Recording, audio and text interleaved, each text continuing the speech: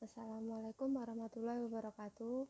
Perkenalkan, nama saya Rizky Nurfauzia Rahma, nomor urut 4 dari kelompok 3. Assalamualaikum warahmatullahi wabarakatuh. Perkenalkan, nama saya Nika Dokotsa dari Perbanas Syariah 1A. Perkenalkan, nama saya Syifa Ayu Fitriani, nomor absen 27. Assalamualaikum warahmatullahi wabarakatuh. Nama saya Wahyu Sunawati dari kelompok 3 akan menjelaskan tentang Asmaul Husna. Nah, yang pertama ada Al-Adil. Al-Adil berarti maha adil. Keadilan Allah bersifat mutlak dan tidak dipengaruhi oleh apapun dan siapapun. Keadilan Allah juga didasari oleh ilmu Allah yang maha luas, sehingga tidak mungkin itu salah. Allah Al-Adil artinya Allah maha adil dalam seluruh tindakannya. Allah menempatkan segala sesuatu sesuai dengan posisi kondisi yang sebenarnya dan sesuai dengan hikmah dan ilmu Allah yang maha luas. Allah dengan adil mencurahkan rahmatnya kepada seluruh makhluknya di muka bumi, baik yang kafir maupun mukmin. Allah maha adil yang akan memberikan balasan yang setimpal kepada seluruh makhluknya di akhirat kelak sesuai dengan amal masing-masing, dan tidak menzalimi makhluknya sedikit pun. Sumber landasan sikap dan mental terhadap sifat al-adil ini, yang pertama, menjunjung tinggi prinsip kejujuran, keadilan, dan kehalalan, menghormati kemerdekaan orang lain dan martabat kemanusiaannya, menciptakan masyarakat yang berkeadilan, menetapkan hukum dan memutuskan perselisihan yang terjadi antara sesama manusia, memberikan hak-hak sesama manusia dengan sempurna tanpa menzaliminya, mengatakan perkataan yang baik dan jujur, berkata lemah lembut, tidak bersumpah palsu, kemudian tidak menghibah saudara seimannya. Nah, implementasi pada bisnis ini, pada sifat al-adil ini, yang pertama yaitu derajat yang sama. Jadi di sini seorang mukmin yang adil dalam bisnisnya ini, dalam mengamalkan kegiatan bisnisnya, tidak akan membeda-bedakan derajat seseorang, tidak akan membeda-bedakan bawahannya, kemudian dapat beradaptasi pada lingkungannya. Terus kemudian menghormati hak orang lain. Mukmin yang adil akan berusaha adil dalam melakukan hak orang lain. Atasan akan memperlakukan bawahannya sesuai dengan hak-hak mereka. Nah,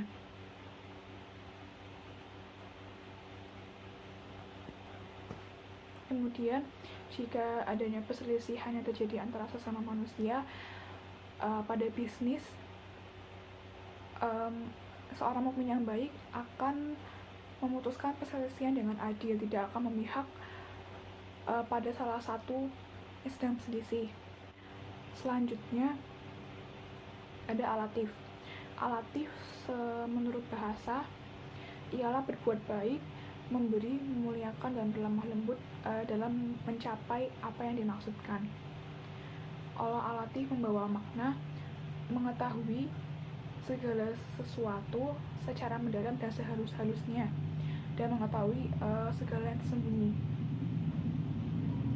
Allah al-latif berarti Allah tidak dapat dilihat di dunia sebagai bukti kelembutan dan kehalusan serta kebijaksanaannya, tetapi Allah dapat dilihat di akhirat sebagai anugerah dan kemuliaan. Namun demikian, disebabkan karena keagungannya dan kebesarannya, maka hakikat Allah itu tidak dapat diketahui di dunia maupun di akhirat. Nah, sumber landasan dan sikap mental dari al-latif ini yaitu bersikap lemah lembut kepada kaum mukmin, muslimin, menyayangi anak yatim, orang-orang miskin, gemar mendamaikan orang-orang yang sedang bersengketa, menggunakan perkataan yang lemah lembut kepada orang lain, menjadi pribadi yang tidak suka berburuk sangka.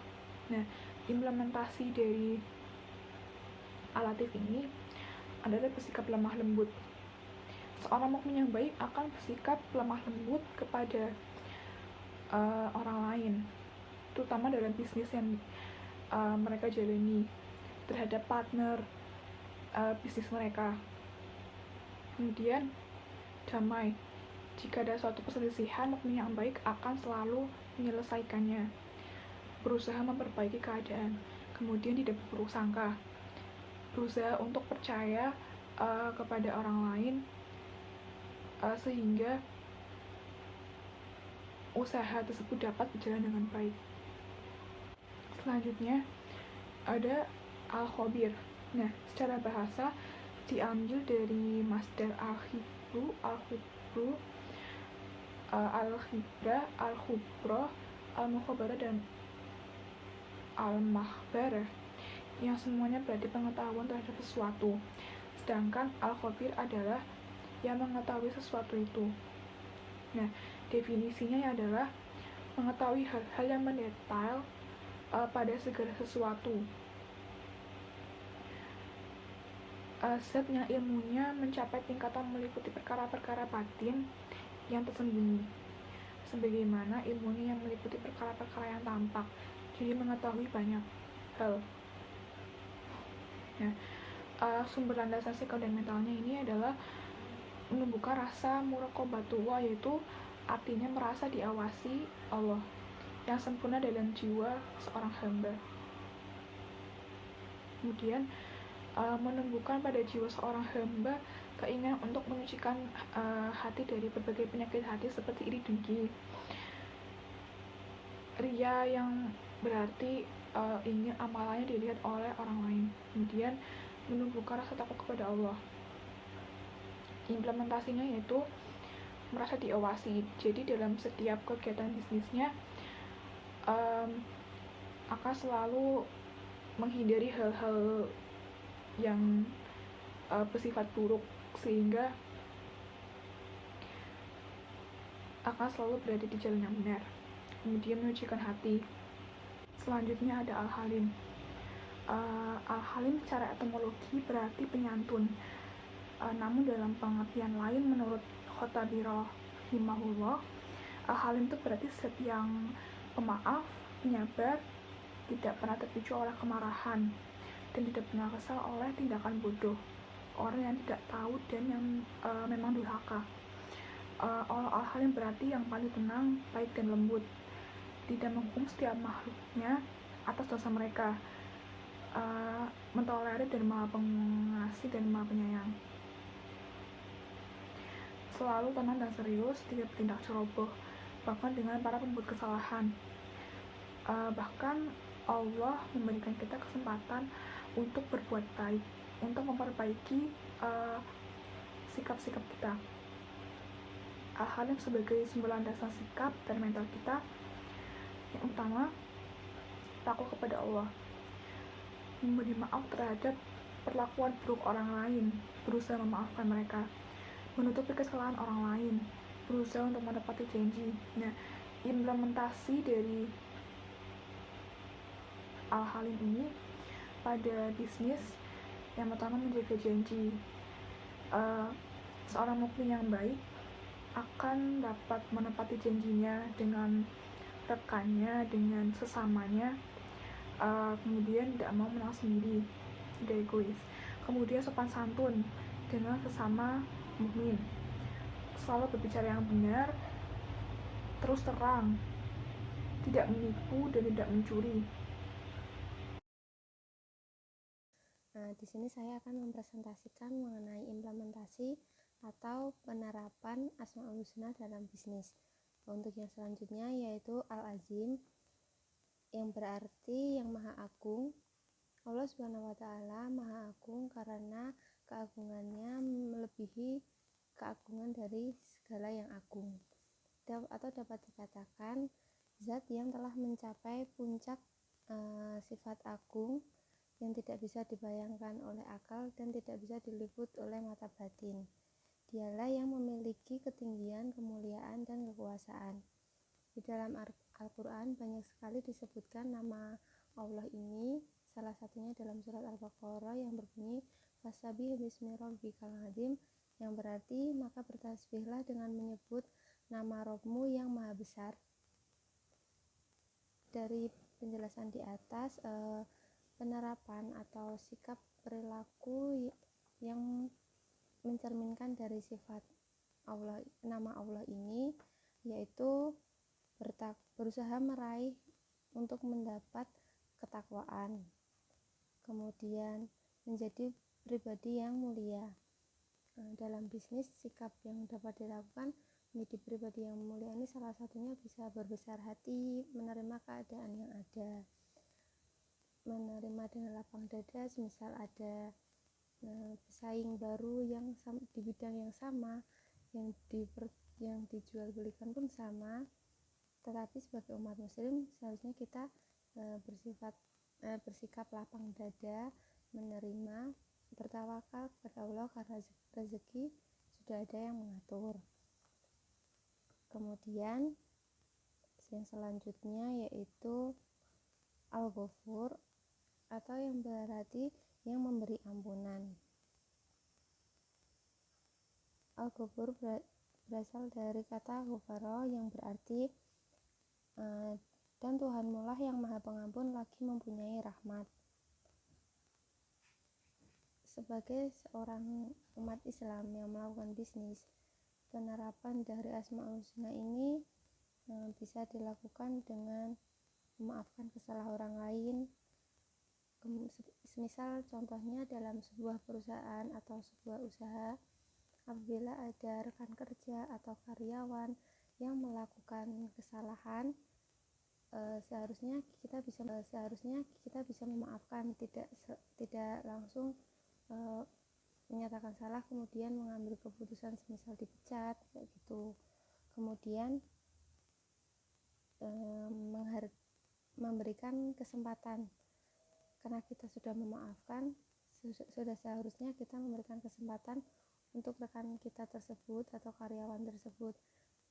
Semisal dalam perusahaan itu menggunakan sistem surat peringatan yang bertahap, misal SP1, SP2, SP3, sehingga ketika seorang pekerja melakukan kesalahan tidak langsung bisa dikeluarkan, melainkan harus ada prosedur yang harus dilewati. Kemudian senantiasa memohon ampun kepadanya. Untuk selanjutnya yaitu asyakur, yang artinya yang maha menerima syukur. Syakur berasal dari kata syakara yang artinya pujian atau kebaikan. Asyakur merupakan bentuk mubalaghah yang artinya banyak bersyukur. Asyakur adalah zat yang banyak memberi atas amal yang sedikit, yang banyak memuji hambanya dengan menyebutkan perbuatannya. Perbuatan atau perilaku yang mencerminkan dari nama Allah ini yaitu senantiasa bersyukur kepada Allah. Untuk seorang pengusaha atau pebisnis, salah satu bentuk syukur yang dilakukan tersebut adalah menggunakan atau memanfaatkan sumber daya alam yang ada ini dengan sebaik mungkin, dengan tidak bersifat boros, kemudian mengolahnya dengan sebaik mungkin agar sumber daya tersebut agar terus ada dan tidak habis. Kemudian menghargai kebaikan orang lain, semisal kepada rekan kerja atau karyawan atau bawahan, ketika mereka sudah melakukan suatu pekerjaan, kita dapat menghargainya dengan mengapresiasi, mengucapkan terima kasih, seperti itu. Kemudian yang selanjutnya ada Al-Ali yang maha luhur. Kata Al-Ali yang terdiri dari huruf ain, lam, dan ya atau wawu menunjukkan pada makna ketinggian atau antonim dari kelemahan.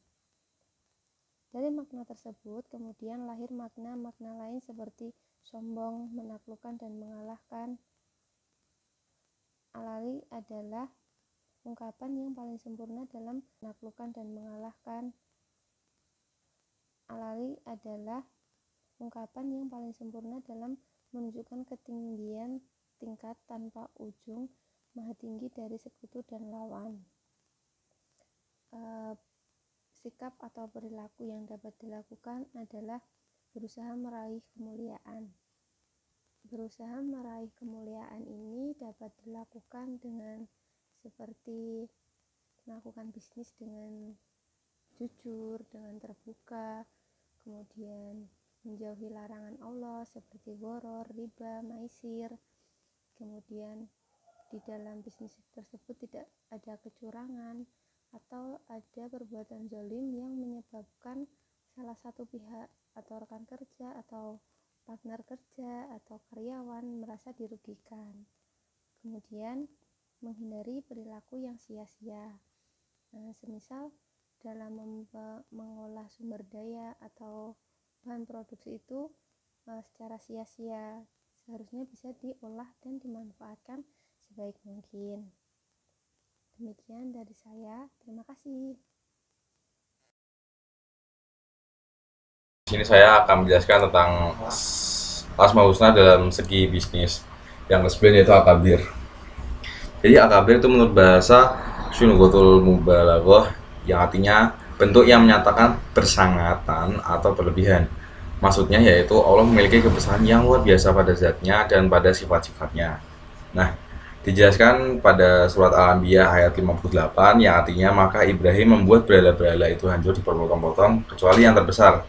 Terbesar maksudnya adalah induk dari patung-patungnya lain, agar mereka kembali untuk bertanya kepadanya. Di sini saya tangkap itu untuk bertanya kepadanya itu mengapa dijadikan satu yang paling besar. Maka dijelaskan bahwa bukan berarti patung yang paling besar itu adalah menunjukkan bahwa itu Allah, tetapi sifat dari kebesaran dan kesatuan hanya satu itu yang dimiliki oleh Allah Subhanahu wa taala. Nah, Al-Kabir juga membawa makna yang artinya Allah memiliki kebesaran pada ketinggian dalam kedudukannya. Ini sebagaimana firman Allah di surat Al-An'am ayat 123, yaitu dan demikianlah kami adakan pada tiap-tiap negeri penjahat-penjahat yang besar agar mereka melakukan tipu daya dalam negeri itu, dan mereka tidak memperdayakan melainkan dirinya sendiri, sedang mereka tidak menyadarinya, di surat Al-An'am ayat 123. Nah, jadi jika kita disimpulkan makna Al-Kabir menurut bahasa dari segala sudutnya, maka maksud nama Allah Al-Kabir yaitu Allah Maha Besar pada zatnya, urusannya, keadaannya, kedudukannya, ketinggiannya, keagungannya, dan kesempurnaan sifat-sifatnya. Allah Maha Besar secara mutlak. Lalu implementasi dalam bisnisnya yaitu yang ingin kami tekankan dalam implementasi Al-Kabir yaitu dengan kebesaran dalam segi bisnis. Maka dari itu Al-Kabir sendiri dalam sektor bisnis diharapkan dapat besar dalam segi lingkupnya, relasinya, dan juga keberkahannya. Namun di lain sisi itu kami juga berharap dengan pengimplementasian Al-Kabir di sini juga kami dapat membesarkan industri kami agar dapat membantu lingkungan sekitar. Nah, yang kedua itu ada Al-Hafidz. Al-Hafidz ini kita samakan dengan memelihara, mengelola pun juga bisa, melestarikan, mengawasi. Al-Hafidz sebagai nama Allah dalam Al-Quran terulang sebanyak 3 kali, yaitu dalam surat Hud ayat 11 sampai ayat 21, surat Hud surat yang ke-11, surat Saba, dan Asyura. Nah, Allah Al-Hafidz artinya Allah yang maha memelihara dan menjaga segala sesuatu. Kita samakan dengan pengelolaan. Nah, sehingga tidak ada yang luput dari pengawasannya dengan berbagai ketentuannya atau sunatullah. Alam semesta terpelihara dari kehancuran sampai waktu yang Allah tentukan. Allah memelihara dan menjaga makhluknya untuk tetap berkembang biak dan memberikan sarana untuk bertahan dari kemusnahan. Nah, di Al-Hafidz ini Allah tetap memelihara semua yang ada di langit dan bumi, hingga terpeliharanya juga semua yang tersirat dan tersurat seperti itu. Lalu implementasi dalam bisnisnya, di sini kami ingin menyamakan seperti tadi, yaitu dengan pengelolaan. Dalam bisnis bentuk apapun, urusan apapun akan berjalan secara baik apabila dikelola secara matang, dengan penyusunan strategi yang baik dan pembawaan karyawan yang disiapkan oleh Departemen Bidang Sumber Daya Manusia dapat membentuk komoditas perusahaan yang baik.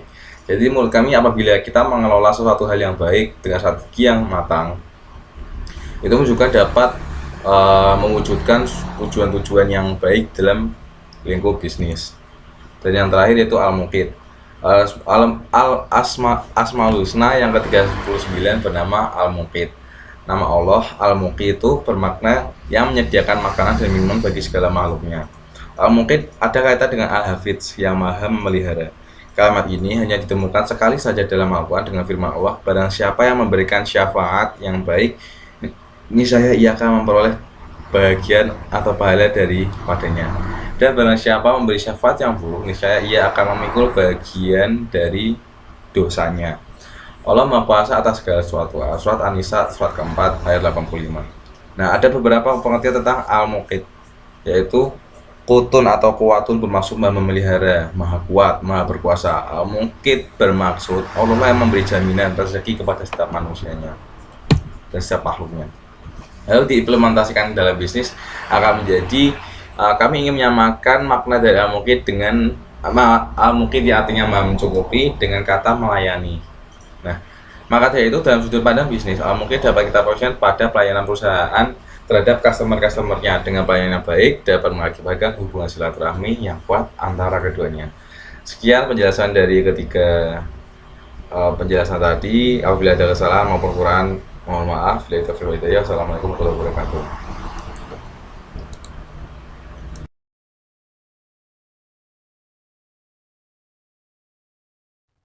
Di sini saya akan menjelaskan mengenai penerapan Asmaul Husna, yaitu Al-Hasib, Al-Jalil, dan Al-Karim dalam bisnis Islam. Yang pertama ialah Al-Hasib. Al-Hasib berarti yang maha membuat perhitungan. Ada sepotong ayat yang berbunyi seperti ini. A'udzu billahi minasyaitonir rajim. Bismillahirrahmanirrahim.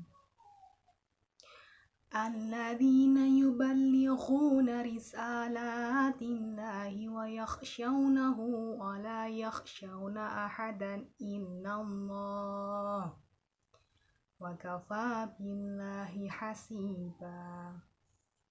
Yang artinya yaitu orang-orang yang menyampaikan risalah-risalah Allah. Mereka takut kepadanya, dan mereka tiada merasa takut kepada seorang pun selain kepada Allah. Dan cukuplah Allah sebagai pembuat perhitungan. Nah, berdasarkan ayat yang telah saya bacakan tadi, maka makna nama Allah Al-Hasib berarti yang maha membuat perhitungan. Dalam bisnis Islam, Al-Hasib sebagai dasar para pebisnis Islami untuk selalu melakukan kebaikan dan mencegah mereka dari melakukan segala keburukan bisnis yang ada. Misal saja seperti ini, seseorang yang pertama kali ingin melakukan suatu bisnis usaha, ia harus mengetahui bisnis yang akan ia tekuni ke depannya itu merupakan bisnis yang benar-benar baik dan halal. Ia harus benar-benar memperhitungkan setiap rencana bisnis yang akan ia lakukan dengan sangat matang. Yang kedua ialah Asmaul Husna Al-Jalil, yang berarti yang maha luhur. Al-Jalil secara bahasa berarti unta besar. Kemudian ulama memahaminya sebagai sifat dari badan yang besar atau kedudukan yang tinggi. Namun, terkait dengan konteks sifat Allah, Al-Jalil bermakna yang maha segalanya atau yang maha luhur. Pesan dari sifat Al-Jalil dalam berbisnis yang pertama ialah tempatkan Allah di atas segalanya. Allah harus ditempatkan dalam kedudukan yang paling tertinggi, didukung dengan menjadikan segala sikap dan perilaku kita serta keyakinan kita semuanya harus bersandar dan tunduk kepada ketentuan Allah sekaligus hanya mengharap keridhoannya. Jadi, acuan atau dasar terpenting yang harus digunakan dalam berbisnis ialah aturan atau ketentuan Allah, seperti Al-Quran, Sunnah, dan Hadis. Pesan yang kedua ialah jadikan kebahagiaan akhirat sebagai tujuan hidup di dunia. Bagi para pebisnis yang menganggap kehidupan akhirat sebagai tujuan dari kehidupan ini, maka dirinya tidak akan berkeluh kesah dengan penderitaan hidup. Dengan segala macam masalah terkait jatuh bangunnya bisnis mereka dan juga tidak akan terlena oleh kesenangan duniawi. Bagi dia, Semua itu merupakan amanah yang harus dipertanggungjawabkan di hadapan Allah Subhanahu wa Ta'ala. Karenanya, ia tetap istiqomah dalam menempuh keridhaan dari Allah, baik dalam keadaan senang maupun dalam keadaan susah. Nah, Asmaul Husna yang terakhir, yang ketiga, yaitu Al-Karim, yang berarti yang Maha Pemurah. Al-Karim berarti menjadi orang yang dermawan atau pemurah. Sehingga sebagai wujud keimanan tersebut, kita harus menjadi orang yang pandai membagi kebahagiaan kepada orang lain dalam bentuk harta atau bukan. Wujud kedermawanan tersebut misalnya seperti berikut. Yang pertama ialah menjadi orang yang dermawan. Sebagai seorang pebisnis, haruslah sebisa mungkin kita menyisihkan pendapatan yang kita peroleh untuk kemaslahatan umat, atau menolong kepada orang-orang yang membutuhkan pertolongan dengan cara menyedekahkannya. Karena segala yang kita miliki sebenarnya bukanlah milik kita, akan tetapi milik Allah yang dititipkan kepada kita. Oleh karena itu, sudah sepantasnya harta yang kita peroleh itu digunakan untuk kebaikan bersama. Yang kedua ialah menumbuhkan rasa cinta terhadap orang lain secara tulus. Seorang pebisnis haruslah saling mengasihi dan mencintai di antara sesama manusia. Janganlah membuat suatu pertikaian di antaranya. Bersikap baiklah kepada semua orang secara tulus bukan untuk mendapatkan imbalan ataupun karena ingin mendapatkan suatu keuntungan tertentu. Nah, dan yang terakhir ialah menjadi seorang yang pemaaf. Jadilah seorang pebisnis yang pemaaf, bukan pendendam. Sifat pemaaf inilah akan membuat kita menjadi seorang yang hatinya lapang dan merasa semakin ringan jika menghadapi berbagai masalah yang berat. Seorang pemaaf yang mau memaafkan kesalahan orang lain terhadap dirinya termasuk orang yang sangat mulia di hadapan Allah Subhanahu wa Ta'ala. Perlu diketahui bahwa apabila seorang mukmin berkenan ikhlas memaafkan orang lain atas kesalahan yang diperbuatnya, maka derajat kemuliaannya akan ditambah oleh Allah Subhanahu wa Ta'ala. Hal ini sesuai dengan sabda Rasulullah SAW. Tidaklah seseorang memaafkan, melainkan Allah tambah kemuliaannya. Sekian presentasi dari kami kelompok 3, kurang lebihnya mohon maaf. Wassalamualaikum warahmatullahi wabarakatuh. Terima kasih.